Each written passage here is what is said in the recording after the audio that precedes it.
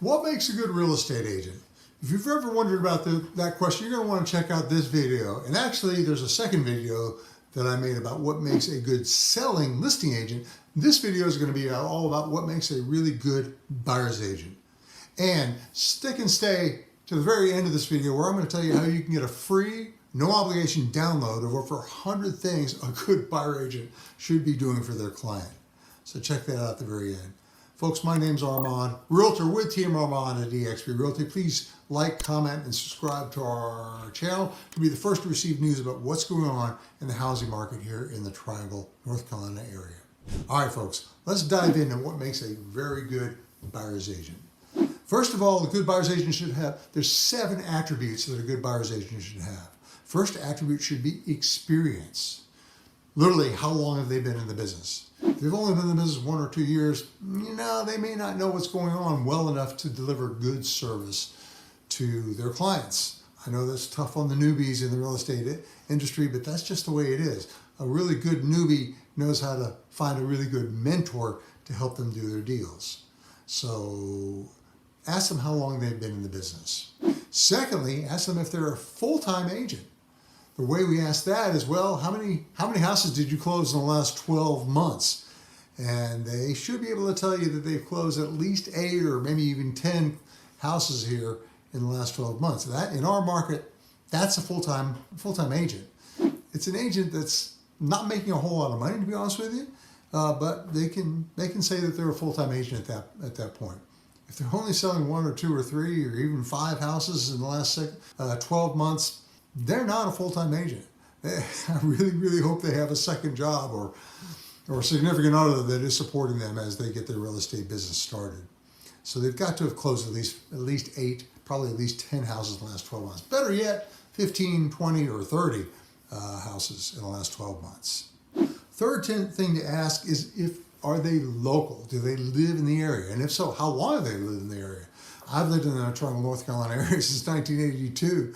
I know the market, I know the area, I know where everything is, I know all the neighborhoods. Been in the business over 20 years, I certainly know where all the neighborhoods are. So, are they local? I'll tell you, as a listing agent, I'm amazed when I see an agent from another market, like from Charlotte or from the beach, drive up here to meet buyers at one of my listings and try to sell them that house. Because honestly, they just don't know the area. They don't know the market well enough to do a good job for their buyers. It's not a good idea. The fourth thing to look for is that buyer's agent part of a decent sized company. Frankly, if they're a sole proprietor just by themselves, which a lot of agents are just out there by themselves selling houses, I have to ask, what happens if they're not available? If you need to buy a house and it just came on the market and they're just not available, if they're out of town for the day or the weekend, or better yet, on vacation, 2 or 3 or however many weeks, what happens if they're just by themselves? It's good to find an agent that has, with at least a small company, that has some other agents involved that can sub in for them if they're not available for whatever reason.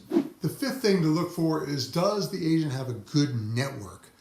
A good buyer's agent needs to have a good network of really good home inspectors and all sorts of different home inspectors. There's like literally 10 different kinds of home inspections that can be done on a house these days. A good closing attorney, a good lender, and finally, a really good contractors. Because, these are houses. There's always things going wrong with them, and somehow, some way, they need to get fixed. And if the seller doesn't fix the house, well, the buyer's going to need to fix the house one way or the other, and it's good if a good buyer's agent has a really good contractor that they can recommend. The sixth thing to look for is really good negotiating skills. Now, I understand that can be really hard to judge when you're first meeting with somebody and thinking about hiring them as your buyer's agent. You can ask them. You can ask them what kind of experience they have, or rather, what courses and seminars have they taken to improve their negotiating skills? What books have they read about negotiating? I will tell you, I've got one right here. Check this out. This is a classic, Getting to Yes, written by a couple of Harvard grads. For many, many years, this was the industry standard for negotiation tactics. Lately, there's actually another one called Never Split the Difference by Christopher Voss. That's literally the cutting edge of negotiating techniques. So ask them about what kind of negotiation lessons have they learned over the years? The seventh and final thing you should ask your potential buyer's agent is, are they a realtor? There's actually a difference between just being a real estate agent and being a realtor. A realtor ascribes to a higher set of standards with which to do their real estate business. They have to ascribe to what's called a code of ethics.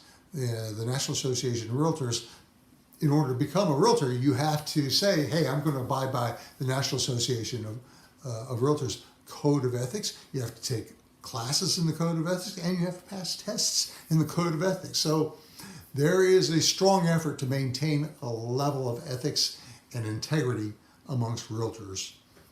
Not to say real estate agents don't have integrity or ethics, but if you're a realtor, you definitely have a higher level that you ascribe to. So those are the 7 attributes of a good buyer's agent. I have another sort of a bonus attribute. That is, when you're going to meet that buyer's agent for the first time, where do they ask you to meet? If they ask you to meet at the house, a house just that you're interested in just to see and sort of get started, that's actually not a good thing. A really good buyer's agent is always going to want to meet their potential client at sort of a neutral place, either their office or a conference room or a coffee shop, just to sit down and have what's called a buyer's consultation. If we meet at the actual house that a buyer's interested, there's just too many distractions. The buyer really just wants to see the house. They don't want to talk to the agent. They just want to see the house. It's really good. A good buyer's agent is going to want to sit down with their potential clients before they start looking at houses, because a good buyer's agent really wants to know what's going on with their clients so they can help as best way possible. And with that in mind, a really good buyer's agent starts these buyer consultations by asking questions. A good buyer's agent is always going to want to ask, well, what are you looking for? And that goes not just deep, that goes a lot deeper than just saying, hey, you're looking for a single family house or a townhome or a condo, what price point, or what area, et cetera, so forth. Got to go down a little bit deeper than that.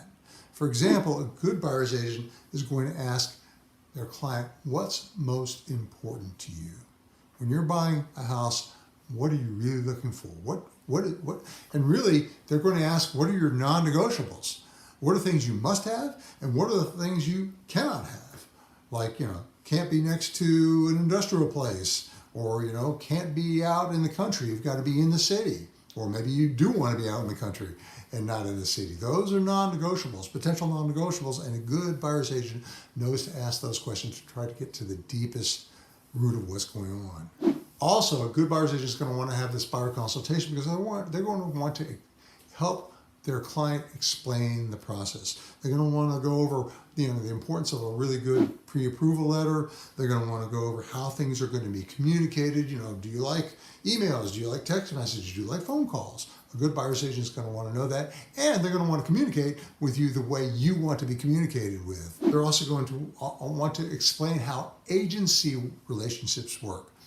There's actually 5 different kinds of agency, and I made a video about that. You should check that out. There's buyer agency, there's seller's agency, there's dual agency, there's designated dual agency, there's seller sub-agency. A good agent has got to explain all those different things. And finally, a good agent is going to want to talk to their clients about how they're going to go about the search. What is the process with which they're going to go about searching? So there's a lot involved. Obviously, it's really, really tough to sort of judge who's a good buyer's agent, who's not. But these things should help you in your first meeting with your potential buyer's agent. And folks, also to help with this, let me go ahead and deliver you how you can get this free bonus, no obligation list of over 100 things a good buyer's agent should do for you. It's simple. Just down below, there's a link, and you're welcome to download that PDF. Also, one more thing I'd like to give you right now, talking about this buyer's agent, a really, really important question is, well, who's going to pay for this buyer's agent? If you're interested in that, of course you're interested in that. To check that out, check out this next video I've got coming up. Talks about buyer agent commissions and how that's handled.